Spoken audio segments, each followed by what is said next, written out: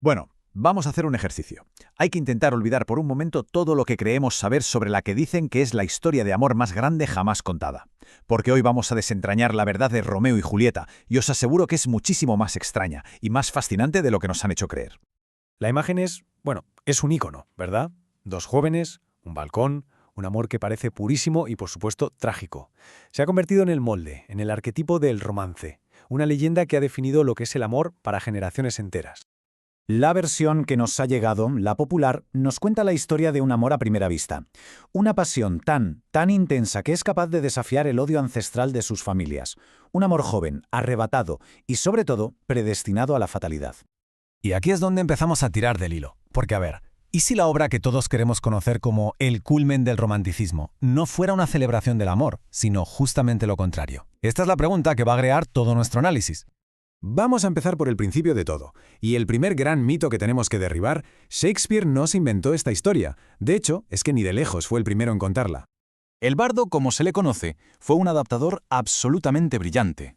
Un genio, sí, pero que tomó una tradición de relatos que ya existían y la elevó a un nivel completamente nuevo. La historia de dos amantes cuyas familias se odian ya circulaba mucho antes de que él la convirtiera en leyenda. Fijaos en este viaje, porque es fascinante. La leyenda evoluciona durante más de 120 años. ¡120! Empezamos en Siena, con Salernitano. Luego, Da Porto es quien la traslada a Verona. Y ojo, porque él ya introduce la enemistad entre los Montecchie y los Cappelletti, que ya nos va sonando. Más tarde, Bandello les da más complejidad a los personajes. Y finalmente, Arthur Brooke la lleva a Inglaterra. O sea que Shakespeare tenía todo este material sobre la mesa. Vale, entonces ya hemos dejado claro que la trama no es original. La pregunta es obvia. ¿Dónde está la genialidad de Shakespeare? ¿Qué es lo que hizo para que su versión se convirtiera en la versión definitiva? El punto clave es este. La magia no estaba en el qué, sino en el cómo.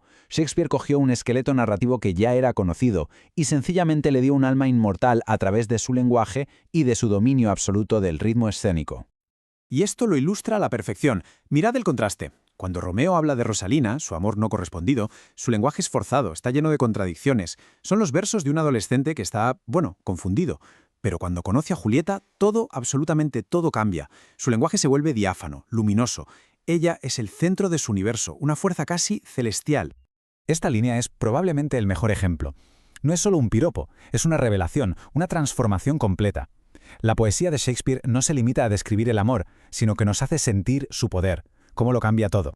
Pero no fue solo la poesía, claro. Shakespeare reestructuró toda la trama para maximizar el impacto.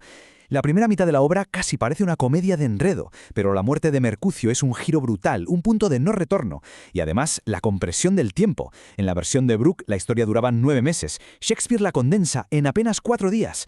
Con esto crea una sensación de urgencia, de precipitación hacia el desastre, que es absolutamente asfixiante. Y todas estas decisiones geniales de Shakespeare, tanto el lenguaje como el ritmo, nos llevan directos al corazón del debate. Porque una vez que entendemos cómo la escribió, podemos empezar a preguntarnos qué es lo que de verdad estaba tratando de decir. Aquí es donde la cosa se pone de verdad interesante. Con el paso del tiempo ha surgido una lectura mucho más crítica, más cínica si se quiere, que desafía por completo la visión romántica tradicional. ¿Es una oda al amor o es una crítica mordaz a lo que creemos que es el amor? A un lado, la lectura de toda la vida. Su amor es casi sagrado, una luz predestinada a brillar un instante contra el odio de sus familias. Al otro lado, la visión crítica. Es una sátira, una burla a esa idealización del amor. Los personajes toman una decisión impulsiva tras otra, los contratiempos son casi cómicos en su mala suerte, y todo parece más bien una advertencia sobre las locuras que se cometen en nombre de una pasión adolescente malentendida. Y este debate sobre la ficción nos lleva curiosamente a un lugar muy real.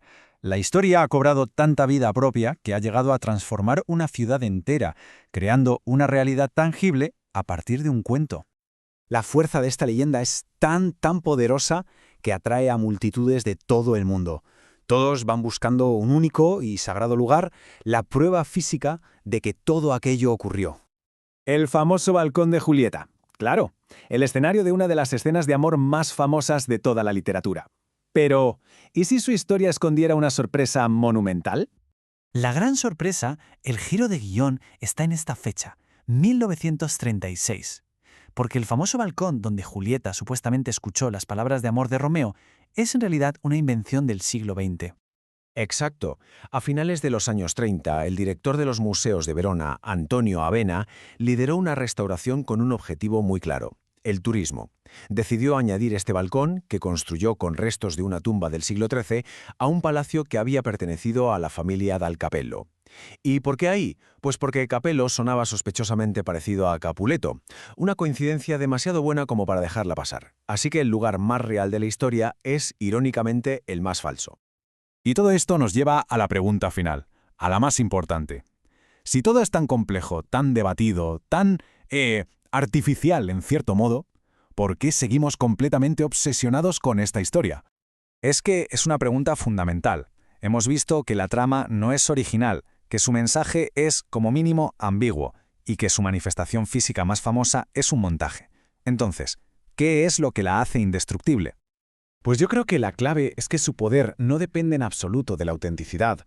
Reside en la poesía de Shakespeare, que es capaz de explorar las emociones humanas más profundas. Reside en que encapsula a la perfección el eterno conflicto entre la pasión individual y la presión de la sociedad.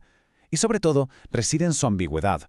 Esa ambigüedad permite que la historia sea un espejo en el que cada época puede ver reflejadas sus propias ideas sobre el amor, la juventud y el destino. Al final, estas famosísimas palabras del príncipe no resumen solo una tragedia. Resumen el poder inmortal de un relato que, a pesar de todo lo que sabemos ahora, nos sigue pareciendo dolorosamente real. Y esa es la reflexión final que nos deja esta obra. Romeo y Julieta nos obliga a plantearnos qué valoramos más, la verdad literal de una historia o la verdad mucho más profunda que esa historia es capaz de revelar sobre nosotros mismos.